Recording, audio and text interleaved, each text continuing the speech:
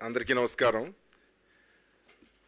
ఈరోజు మన రాష్ట్ర ప్రభుత్వం ప్రతిష్టాత్మకంగా టేకప్ చేస్తున్న EV buses, electrical buses induction ప్రోగ్రాంలో కొంత అస్పష్టత, అంటే ఇన్ ద సెన్స్ కొంత అపోహలు, ఇవన్నీ ప్రెస్లో వేరియస్ కథనాలు వస్తున్నాయి.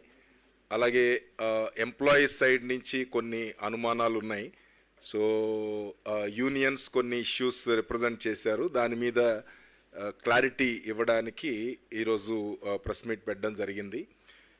సో ఇందులో ఫస్ట్ పాయింట్ ఏంటంటే, ఇది ఆర్టీసీ ఒక వ్యవస్థని ఏదో ప్రైవేటైజ్ చేస్తున్నారు, తర్వాత డిపోలు అలాగే ఆర్టీసీ యొక్క ఆస్తుల్ని ప్రైవేటు సంస్థలకి ఇస్తున్నారు అనేది ఒక అపోహ ఒకటి నడుస్తోంది.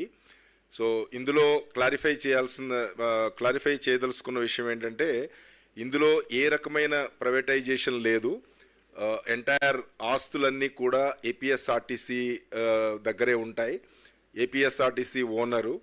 మనం ఏదైతే ఇప్పుడు డీజిల్ బస్సెస్ హైర్కి తీసుకుంటున్నామో ఆల్మోస్ట్ 26% ఫ్లీట్ ఇప్పుడు మనం ఆర్టీసీలో డీజిల్ బస్సెస్ మనం హైర్ తీసుకుని నడుపుతున్నాము. మిగతా 74% మనం ఆర్టీసీ ఓన్ బస్సులు రన్ చేస్తున్నాము. సిమిలర్ పద్ధతిలో మనం ఎలక్ట్రికల్ బస్సెస్ హైర్ బేసిస్ మీద తీసుకుని రన్ చేస్తున్నాము.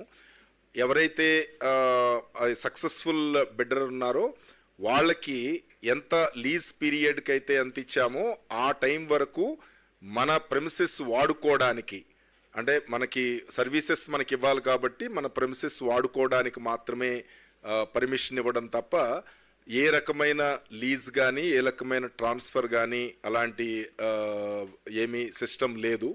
సో అది ఒకటి మన ఎంప్లాయీస్ అందరికీ కూడా మీ ద్వారా క్లారిఫై చేస్తున్నాము, ప్రజలకు కూడా ఈ స్పష్టత ఇవ్వదలుచుకున్నాము. సో దాని తర్వాత ఈ రకమైన పద్ధతి ఎందుకు వెళుతున్నారు అనే దాని మీద కూడా క్లారిటీ కావాలి.